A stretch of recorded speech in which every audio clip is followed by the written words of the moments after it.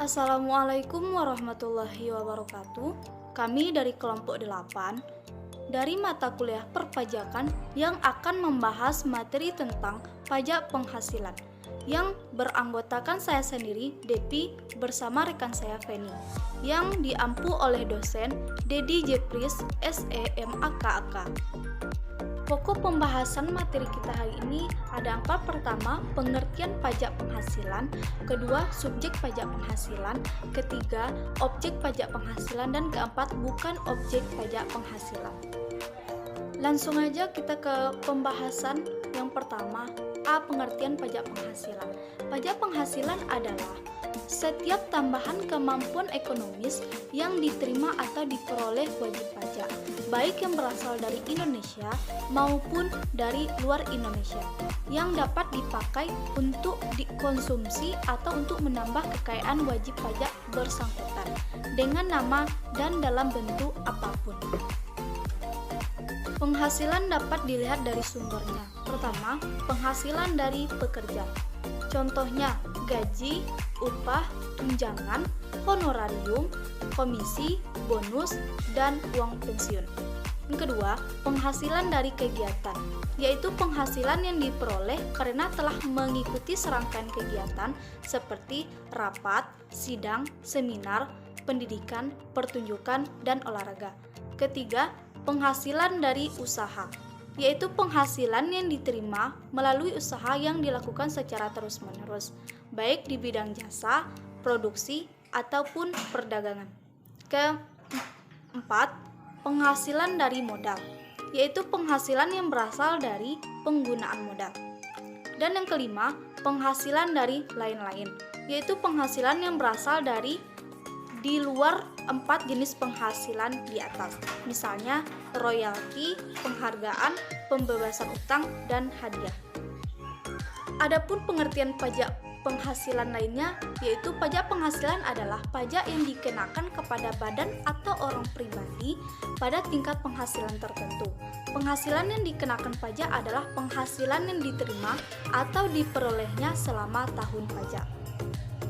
Dasar hukum pajak penghasilan. Yang pertama ada Undang-Undang Nomor 7 Tahun 1983 tentang pajak penghasilan sebagaimana telah diubah beberapa kali, terakhir dengan Undang-Undang Nomor 36 Tahun 2008. Kedua ada Peraturan Pemerintah Nomor 15 Tahun 2000 tentang pajak atas bunga simpanan anggota koperasi. Ada Peraturan Pemerintah Nomor 132 Tahun 2000 tentang pajak atas penghasilan dari hadiah. Dan yang keempat, Peraturan Pemerintah Nomor 149 Tahun 2000 tentang pajak atas uang pasangan. Ada juga Peraturan Menteri Keuangan Nomor 262 PMK 03 Tahun 2010 tentang pajak atas penghasilan lain selain penghasilan gaji. Ada Kepmenku Nomor 564 KMK 03 Tahun 2004 tentang penyesuaian tidak kena pajak. Dan yang terakhir ada Permenku Nomor 137 PMK 03 Tahun 2005 tentang penyesuaian penghasilan kena pajak. Adapun penghasilan untuk kepentingan pengenaan pajak penghasilan dikelompokkan menjadi tiga. Pertama, global taxation, yaitu penghasilan yang objek pajaknya dikenai pajak secara umum. Kedua, schedular taxation, yaitu penghasilan yang objek pajaknya dikenakan pajak bersifat final. Dan yang ketiga, penghasilan yang dikecualikan sebagai objek pajak. Kita masuki pembahasan yang kedua, yaitu subjek pajak penghasilan. Subjek pajak penghasilan adalah segala sesuatu yang mempunyai potensi untuk memperoleh penghasilan dan menjadi sasaran untuk dikenakan pajak penghasilan. Berdasarkan Undang-Undang Nomor 36 Tahun 2008 Pasal 2 Ayat 1 yang menjadikan subjek pajak meliputi pertama, orang pribadi, yaitu kedudukan orang pribadi yang bertempat tinggal di Indonesia maupun di luar negeri. Yang kedua, warisan yang belum terbagi sebagai satu kesatuan menggantikan yang berhak.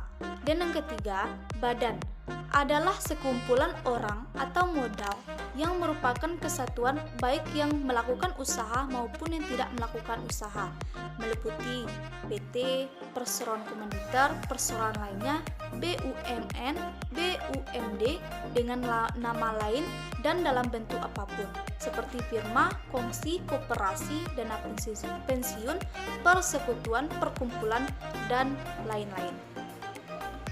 Dan keempat, bentuk usaha tetap atau BUT adalah bentuk usaha yang dipergunakan oleh orang pribadi yang tidak bertempat tinggal di Indonesia. Orang pribadi yang berada di Indonesia tidak lebih dari 183 hari dalam jangka waktu 12 bulan dan badan yang tidak berdiri dan tidak berkedudukan di Indonesia. Subjek pajak berdasarkan Undang-Undang Nomor 36 Tahun 2008 Pasal 2 Ayat 3 dikelompokkan menjadi 3. Pertama, subjek pajak dalam negeri, kedua, subjek pajak luar negeri, dan yang ketiga, bentuk usaha tetap atau BUT. Subjek pajak dalam negeri Pasal 2 Ayat 3 meliputi orang pribadi yang bertempat tinggal di Indonesia atau yang berada di Indonesia lebih dari 183 hari dalam jangka waktu 12 bulan dan atau yang dalam suatu tahun pajak berada di Indonesia dan mempunyai niat untuk bertempat tinggal di Indonesia. Yang kedua, badan yang berdiri atau berkedudukan di Indonesia. Ketiga, warisan yang belum terbagi sebagai satu kesatuan untuk menggantikan yang berhak. Kedua, subjek pajak luar negeri Pasal 2 Ayat 4 meliputi orang pribadi yang tidak bertempat tinggal di Indonesia atau yang berada di Indonesia lebih dari 183 hari dalam jangka waktu 12 bulan. Kedua, badan yang tidak berdiri dan tidak berkedudukan di Indonesia. Ketiga, yang menjalankan usaha atau kegiatan melalui BUT di Indonesia. Dan yang terakhir, yang menerima atau memperoleh penghasilan dari Indonesia bukan dari menjalankan usaha atau kegiatan melalui BUT di Indonesia. Selanjutnya, pengecualian subjek pajak luar negeri menurut Undang-Undang Nomor 36 Tahun 2008 Pasal 2. Pertama, kantor perwakilan negara asing, pejabat perwakilan diplomatik dan konsulat atau pejabat-pejabat lain dari negara asing, organisasi-organisasi internasional yang ditetapkan dengan keputusan Menteri Keuangan, dan pejabat perwakilan organisasi internasional yang ditetapkan dengan keputusan Menteri Keuangan. Bentuk usaha tetap atau BUT. Bentuk usaha tetap adalah bentuk usaha yang dipergunakan oleh orang pribadi yang tidak bertempat tinggal di Indonesia.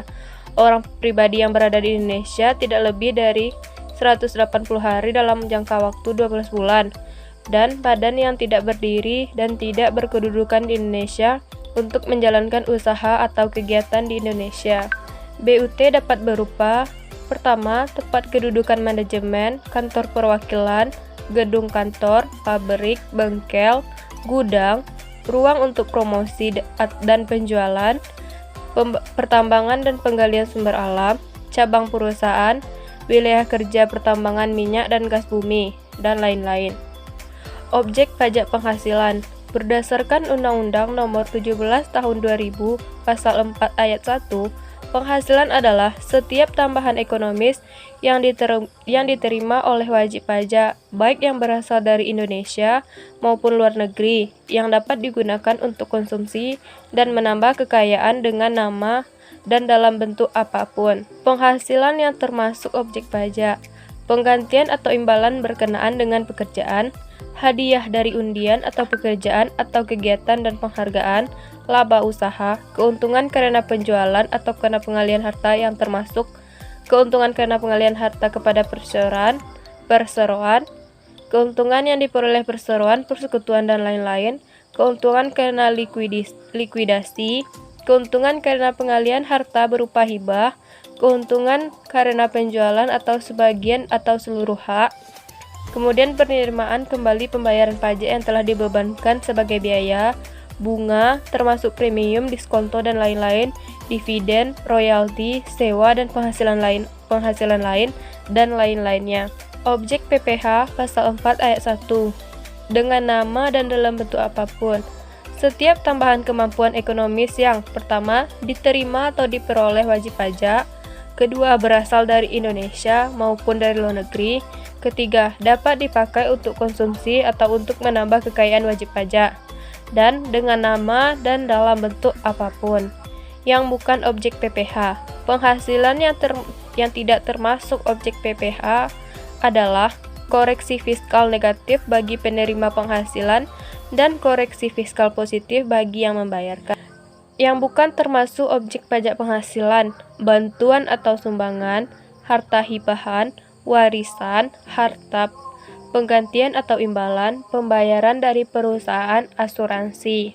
Kemudian, dividen atau bagian laba, iuran yang diterima atau diperoleh dari dana pensiun, penghasilan dari modal, bagian laba yang diterima atau diperoleh anggota dari perseroan, dan penghasilan yang diterima atau diperoleh perusahaan modal. Selanjutnya, beasiswa yang memenuhi persyaratan, sisa lebih yang diterima atau diperoleh badan atau lembaga, bantuan atau santunan yang dibayarkan oleh badan penyelenggara jaminan sosial.